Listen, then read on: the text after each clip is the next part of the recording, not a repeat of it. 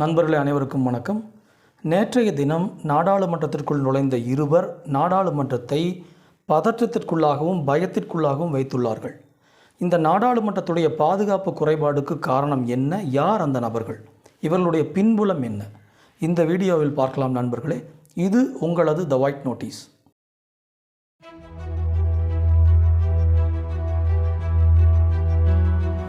நண்பர்களே, நேற்று மக்களவையில் பூஜ்ய நேர விவாதத்தின் போது கிட்டத்தட்ட 100 எம்பிக்கள் இருக்காங்க. குறிப்பாக சொல்லணும்னா ராஜ்நாத் சிங் இருக்கார், பிரகலாத் ஜோஷி இருக்கார், ராகுல் காந்தி இவங்களாம் இருக்காங்க. இந்த நேரத்தில் நாடாளுமன்றத்துடைய பால்கனி பகுதியில் பார்வையாளர் அரங்கு இருக்கிறியா, அங்கிருந்து 2 நபர்கள் குதித்து ஒருவர் நாடாளுமன்றத்திற்குள்ளே வலதுபுறமாக சென்று விடுகிறார். ஒருவர் எம்பிக்கள் அமர்ந்திருக்கக்கூடிய டேபிள் மேலையெல்லாம் ஏறி ஓடி மக்களவைத் தலைவர் இருக்கக்கூடிய இடத்துல போய் தன்னுடைய ஷூவில் இருந்து ஒரு புகைக்குண்டை எடுத்து வீசுகிறார். அதிலிருந்து வர்ணப்பொடி வருது, வர்ண புகை வருது. இதை பார்த்தவுடன் எம்பிக்கள் அனைவருமே அலறி அடித்து கொண்டு ஓடிவிடுகிறார்கள். வலது பக்கம் நின்றிருக்கக்கூடிய நபரும் அதே மாதிரியான புகைக்குண்டை ஷூலிருந்து எடுத்து வீசுகிறார். இதை கண்டவுடன் எல்லோருமே பயந்துக்கிறாங்க. ஒரு சில எம்பிக்கள் தைரியமாக மடக்கி பிடிச்சு காவல்துறையிட்ட ஒப்படைச்சிடுறாங்க. நேற்றைய தினம் பிரதமர் மோடியும் அமித்ஷாவும் நாடாளுமன்றத்தில் இல்லை. அவங்க சத்தீஸ்கரில் நடக்கக்கூடிய முதலமைச்சர் பதவியேற்பு விழாவுக்கு போயிட்டாங்க. இப்போ அடிப்படையில் என்ன அப்படின்னா, இந்த 4 நபர்கள் யார் அப்படின்னா, மொத்தம் இதில் 6 நபர்கள் தொடர்புடையவர்கள். 2 பேர் நாடாளுமன்றத்திற்கு உள்ள, 2 பேர் நாடாளுமன்றத்திற்கு வெளியே. இவர்களோடு தொடர்பில் இருந்தவர்கள் 2 பேர். இந்த 4 பேர்த்தை பிடிச்சிட்டாங்க. 2 பேர்த்தை காவல்துறை தேடி வருகிறார்கள். முதல் நபர் ஷாகர் சர்மா, அவருடைய வயது 27. அவர் ஆட்டோ ரிக்ஷா டிரைவராக இருக்கிறாரு. உத்தரப்பிரதேசம் லக்னோவை சார்ந்தவர். இரண்டாவதாக மனோரஞ்சன், இவர் பெங்களூரை சார்ந்தவர், வயசு 34, கம்ப்யூட்டர் என்ஜினியர். கொஞ்ச நாள் ஐடி கம்பெனிலெல்லாம் ஒர்க் பண்ணிட்டு இருந்திருக்காரு. பின்பு தந்தையோடு விவசாயம் பார்த்து கொண்டிருந்தவர், சமூக பணிகளில் ஆர்வம் இருக்கக்கூடியவர். மூன்றாவதாக நீலம் அப்படிங்கிற ஒரு பெண். அந்த பெண் நாடாளுமன்ற வளாகத்துக்கு வெளியே பிடிச்சாங்கல்ல, அவங்க வயது 37, எம்ஃபில் படிச்சிருக்காங்க, டீச்சர் எலிஜிபிலிட்டி டெஸ்ட் பாஸ் பண்ணியிருக்காங்க, மேலும் ஐஏஎஸ் எக்ஸாமுக்கு ப்ரிப்பேர் பண்ணிகிட்ருக்காங்க. அமல் சிண்டே, இவர் ஒரு தலித், இவருக்கு வயது 25, இவர் ஹரியானா மாநிலத்தை சார்ந்தவர். மேலும் 2 பேர்த்த காவல்துறை விசாரித்து வருகிறார்கள்.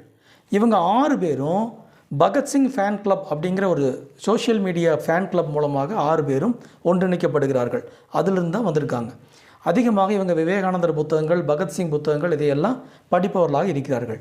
இந்த நீலம் அப்படிங்கிற பெண்ணை நாடாளுமன்ற வளாகத்தில் காவல்துறை பிடிக்கும் பொழுது அவர் என்ன கோஷம் போட்டிருக்காருன்னா, எங்களுக்கு வேலை வாய்ப்பு இல்லை, நாங்கள் உரிமைகளை கேட்டு போராடினால் சர்வாதிகார அரசு எங்களை பிடித்து சிறையில் தள்ளுகிறது அப்படிங்கிற மாதிரி கூச்சலிட்டு தான் அவங்க போயிருக்காங்க. நாடாளுமன்றத்திற்கு உள்ளே போன ஷாகர் சர்மாவும் மனோரஞ்சனுமே சர்வாதிகாரம் ஒழிக அப்படின்னு தான் கோஷம் போட்டிருக்காங்க. இதுதான் நேற்றை நடந்த சம்பவம். இதில் ரொம்ப முக்கியமான விஷயத்தை பார்க்கணும். என்ன அப்படின்னா, இந்த பாதுகாப்பு குறைபாடு எப்படி நடந்துச்சு அப்படின்னா, ஒரு ஆள், இவங்க 4 பேர்த்தில் ஒரு ஆள் இதை உளவு பார்த்துருக்காங்க. பார்லிமெண்ட்டை உளவு பார்க்கும்பொழுது அவங்க என்ன சொல்கிறாங்க அப்படின்னா, ஷூவை செக் பண்ணுறதில்ல, பார்வையாளர்களுடைய ஷூவை செக் பண்ணுறதில்ல. ஆகவே அதை உணர்ந்து தான் இவங்க அந்த புகைக்குண்டுகளை ஷூக்குள்ளே வச்சு கொண்டு வந்திருக்காங்க. இது எவ்வளோ பெரிய செக்யூரிட்டி லேப்ஸ்! சாதாரணமாக இருக்கக்கூடிய ஒரு நபரே இதை கண்டுபிடித்து உள்ளே கொண்டு போகிறாங்க அப்படின்னா இது மிகப்பெரிய செக்யூரிட்டி லேப்ஸ். அடுத்தது, மெட்டல் டிடெக்டர்னால் ஃபைன் பண்ண முடியாததுக்கு காரணம், இவங்க அந்த புகைக்குண்டுகளை பிளாஸ்டிக் மெட்டீரியலில் எடுத்துகிட்டு போயிருக்காங்க. இதுவும் ஒரு பெரிய செக்யூரிட்டி லேப்ஸ் தான்.